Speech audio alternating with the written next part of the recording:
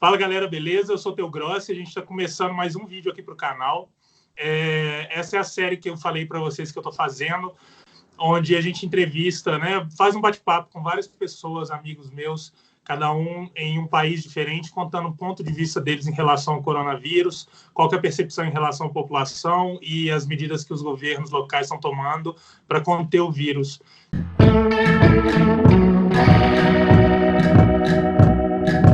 E hoje eu tenho o prazer de chamar a Thaís, que é minha prima. Ela é cidadã canadense, já vive no Canadá há 15 anos, né, Thaís? 17. Não, 17 anos. Praticamente sua vida inteira, né? Eu sou a Thaís, prima do Matheus, como ele disse. Eu sou uma contadora e eu tenho 2 empregos, na verdade. De segunda a sexta eu trabalho com contabilidade e nos fins de semana eu trabalho na área de restaurante. Eu sou uma garçonete. E meu parceiro, Dustin, que vai aparecer daqui a pouco, ele trabalha como primeiros socorros, dando assistência em batida de carro, basicamente tirando as pessoas, as vítimas dos veículos e também dando assistência à polícia, bombeiro e não mais isso. Porque o Dustin também tem uma formação de bombeiro, né? Ele é bombeiro. Sim, ele é por formação. Bombeiro, sim, e ele trabalhou como bombeiro industrial por mais de 1 ano e meio, mas no momento, perante condições pessoais, ele teve que afastar, mas ele já está começando a tentar entrar para o corpo de bombeiro aqui novamente. Mas nesse meio tempo ele trabalha nessa assistência de batida de carro. Legal. E vocês moram, só para situar o pessoal, vocês estão a 40 minutos de Toronto, né? Sim. Como que chama a cidade? A gente mora em Oshawa e fica perto da área da Grande Toronto, chama Durham, essa é a região. Ok. Bom, então, queria que você comentasse um pouco da sua percepção aí em relação a toda essa confusão, né? Porque eu lembro que quando eu estava justamente em Nova York, final de janeiro desse ano, já tinha começado o assunto sobre o coronavírus, né? E o Trump estava querendo não fechar a fronteira ainda, mas ele estava querendo colocar todas as pessoas que chegavam da China, que era o maior foco da doença na época, os que chegassem nos Estados Unidos, ele queria colocar todo mundo em quarentena, ainda estava em discussão, mas não tinha feito nada ainda. Desde quando, mais ou menos, que essa história começou no Canadá? Eles começaram, assim, a pegar muito a sério no começo de janeiro, porque acho que foi por volta de 15 de janeiro foi o primeiro caso. E aí as metas eram mais, assim, você chega do voo, aí eles faziam aquele screening, né, usando as câmeras para ver se tá com febre, etc. E uma das grandes diferenças no Brasil com os Estados Unidos, aqui no Brasil, no Canadá e nos Estados Unidos, aqui no Canadá a quarentena é voluntária. Eles te pedem para fazer a quarentena. Nos Estados Unidos eles mandam. Então aqui a gente não tinha assim, um controle com isso, né? Eles pediam, mas se você não quiser, não tem problema, né? Você pode sair de casa, não tem consequência. E aí, depois que chegou esse primeiro caso, eles meio assim, opa, tá aqui. E aí começaram a mandar através da corte, porque de acordo com as leis daqui é um infringimento do seu direito de ser humano, deles mandarem você ficar em quarentena. Aí, de imediato, fizeram isso. Entendi.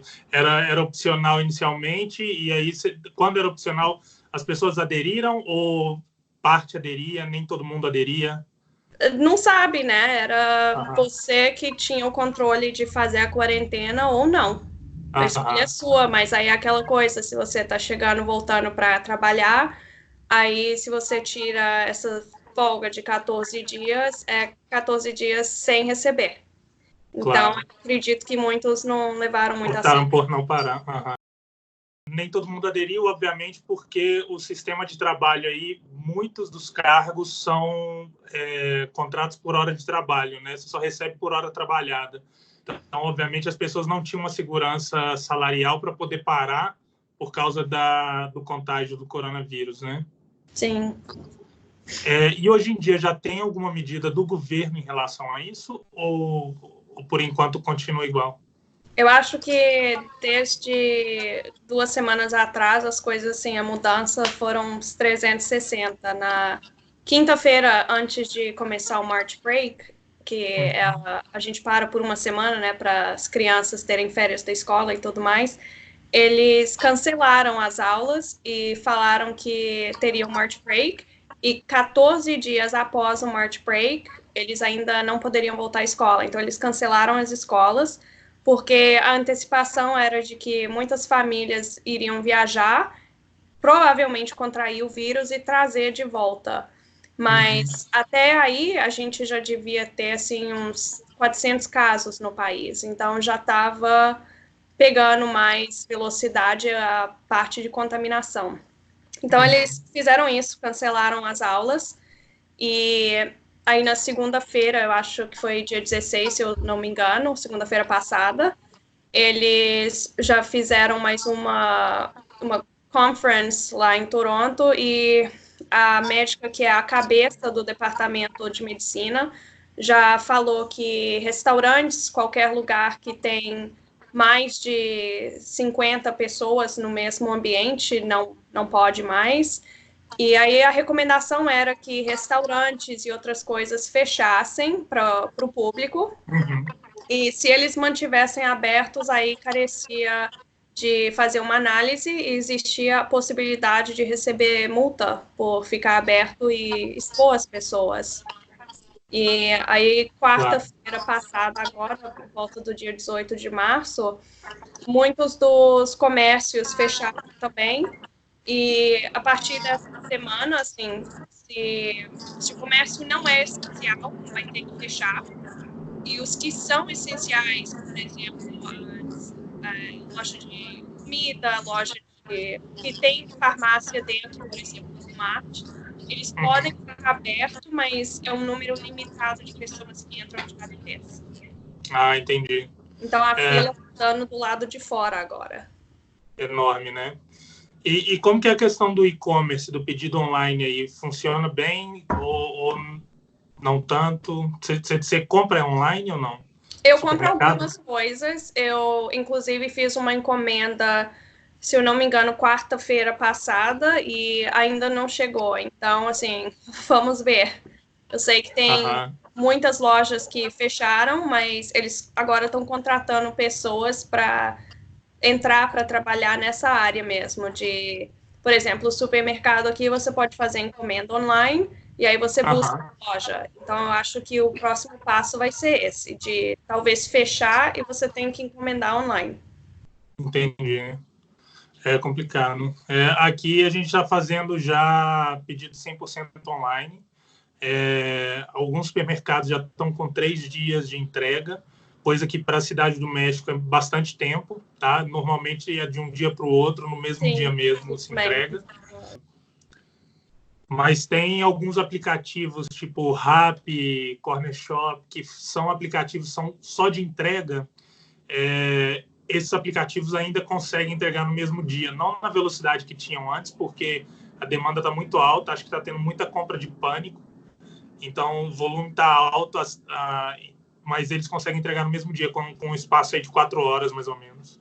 Aqui as lojas que ainda estão recebendo clientela, eles estão colocando muito limite nas coisas. Então, é tipo um pacote de papel higiênico, uma caixa disso. Então, estão colocando muito limite, exatamente pelo que você falou, de comprar em pânico. Isso é importante. Aqui eles não estão fazendo e já tem notícia de desabasto em várias lojas, justamente porque compra 15 pacotes de papel higiênico, compra não sei quantas sopas instantâneas. Eu acho que isso tinha que ser uma medida que todas as lojas tinham que adotar para ver se consegue distribuir melhor para a população inteira. Depois que o Trump comunicou sobre acho que é hidrocloroquina, não lembro o nome do princípio ativo, mas é um remédio para tratamento de doença autoimune. Ele comunicou que pode ser que esse princípio ativo funcione para o tratamento do coronavírus.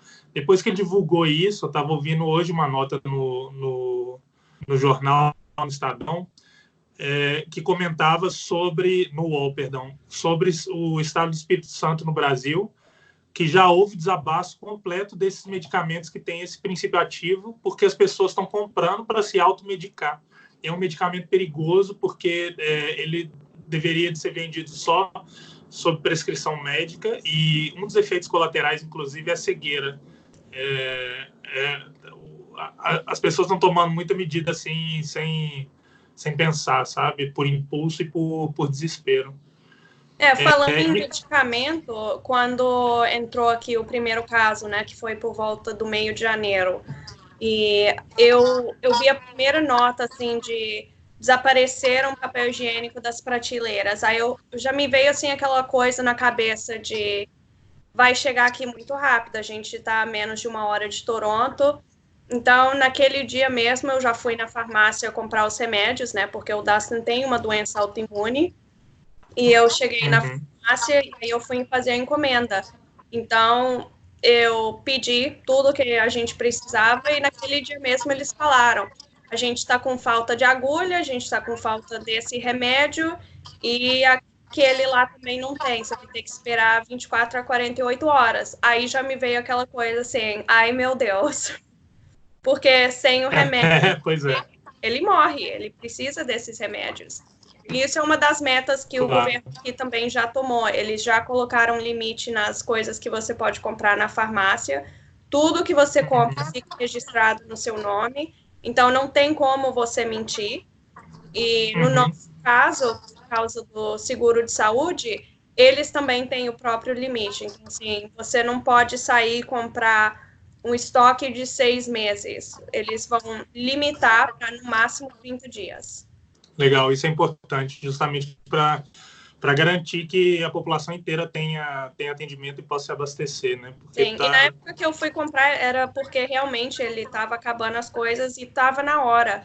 Mas assim que falaram que não tinha certas coisas, já me veio aquela agonia.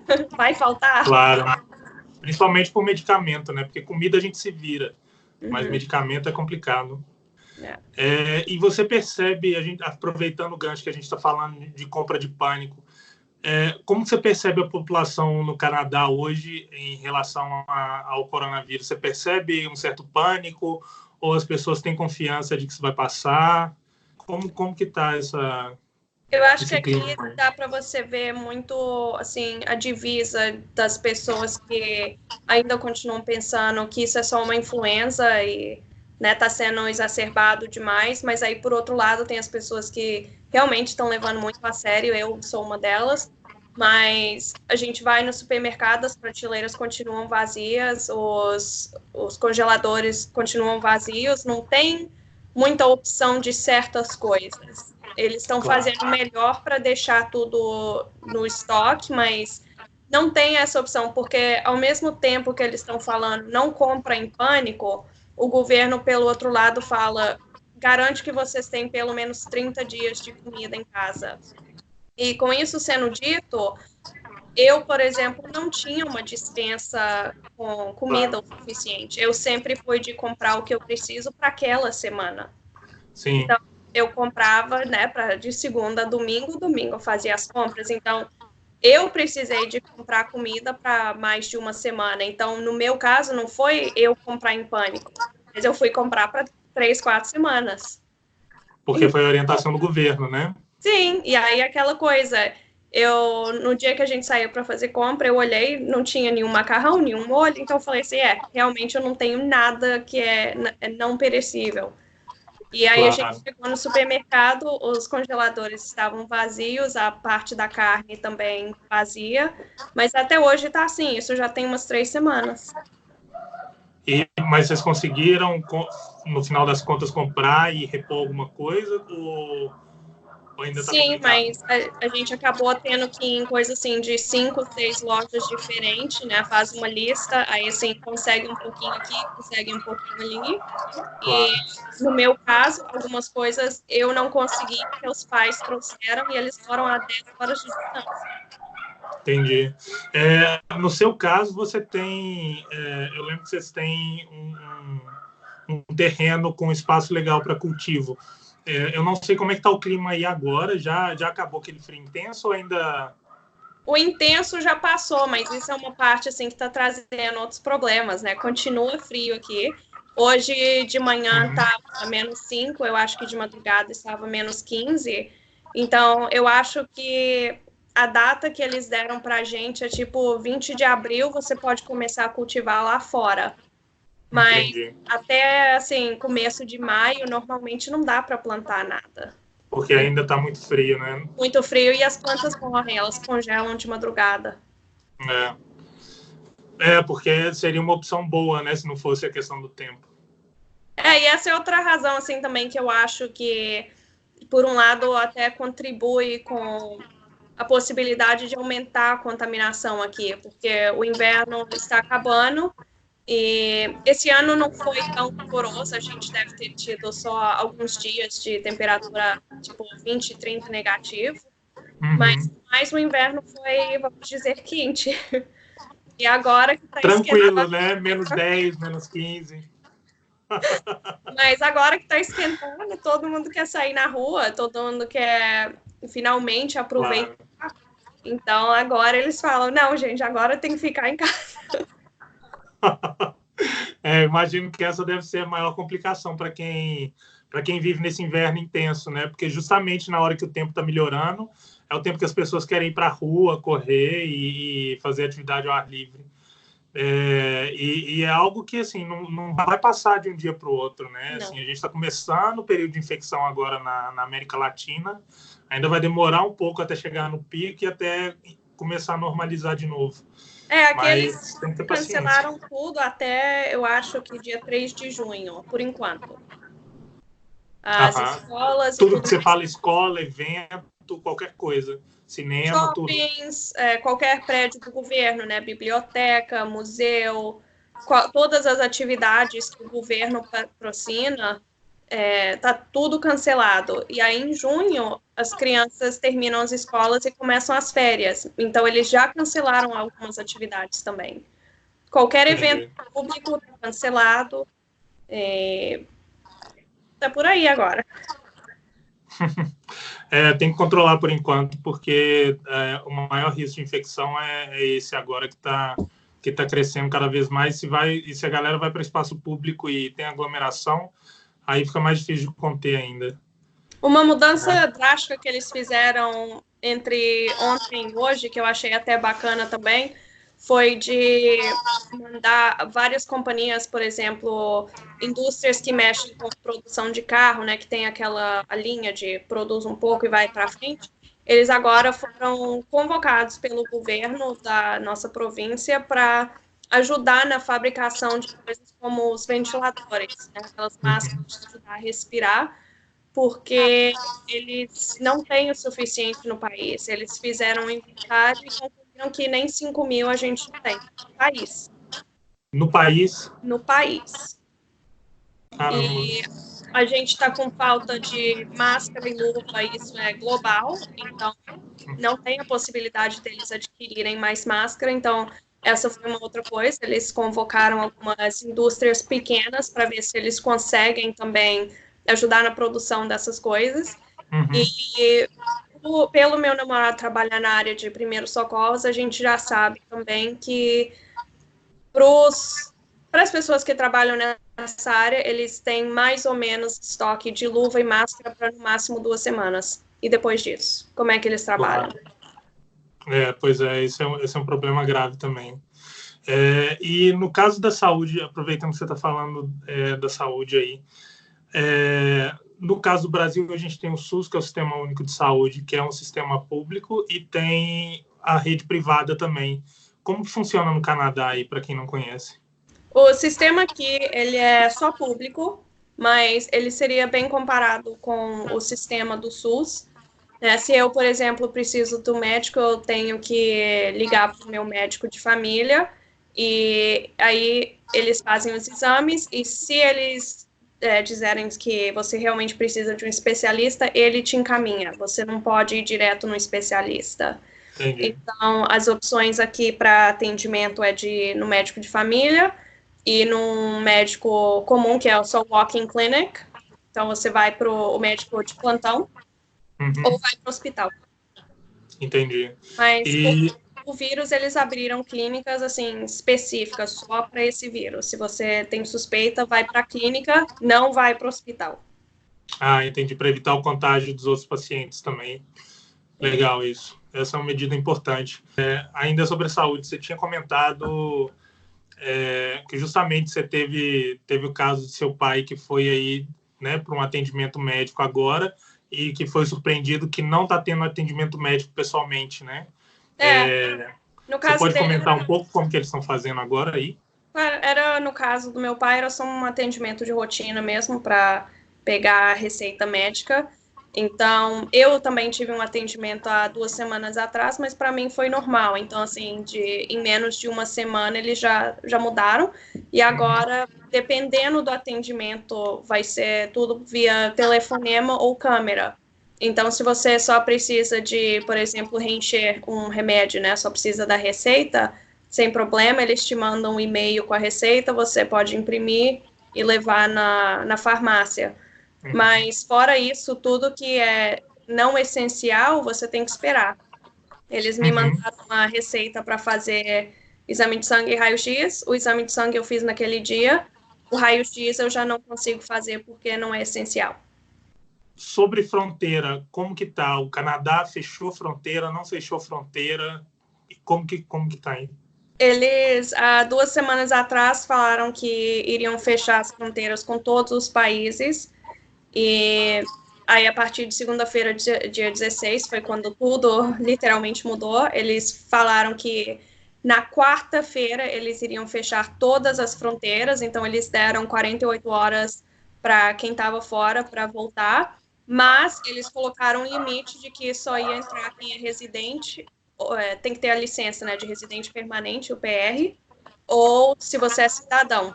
Mas, mesmo assim, se você está vindo das hot zones, né, a área onde está bem infectado, mesmo assim, as pessoas ainda não estão conseguindo entrar. Então, para sair, você tem que fazer os testes, e aí, na hora que você entra aqui, você tem que fazer os testes também para ver se está infectado ou não. E mesmo quem está entrando está de quarentena. E, no meu caso, assim, eu conheço, pela indústria que eu trabalho, eu conheço várias pessoas que estavam no processo de transição de trabalho para outros países e o visto de todo mundo está suspenso por causa disso. Então, assim, você não pode sair daqui. Então, os Estados Unidos, nesse aspecto, né, suspendeu o visto de trabalho de todo mundo para não entrarem. Ah, entendi. Então, tá todo mundo assim, se você tá no Canadá, você tá preso aqui, se você tá fora, agora eles estão começando a fazer os voos de resgate para trazer os canadenses de volta. Mas tiveram um voo, se eu não me engano, na Argentina. O voo estava lotado, né? Venderam todos os assentos e no fim só 20 pessoas conseguiram entrar. No Canadá. Não, no avião para vir para o Canadá. Aham. Porque dessas, sei lá, 200 pessoas, não sei que tipo de avião era, mas dessas 200 pessoas, só 20 eram residentes, cidadão e não estavam infectados. Ah, entendi. Então, porque se tivesse infectado, não mesmo entra. sendo residente ou cidadão, não entra? Não entra. Caramba. Na verdade, você nem sai de onde você tá, porque eles não vão deixar entrar no avião. Aham. E para esses voos de resgate, eles estão sendo testados no país onde eles estão, eles colocam essas pessoas, igual fizeram na China, colocam eles num cômodo, ou tipo, manda para o hotel e você fica meio de quarentena por 72 horas, e aí eles vão te testando, você entra no avião, eles te testam durante o voo, e se você chegar e, né, mostrar sinais e sintomas de que está infectado, você não desce do avião.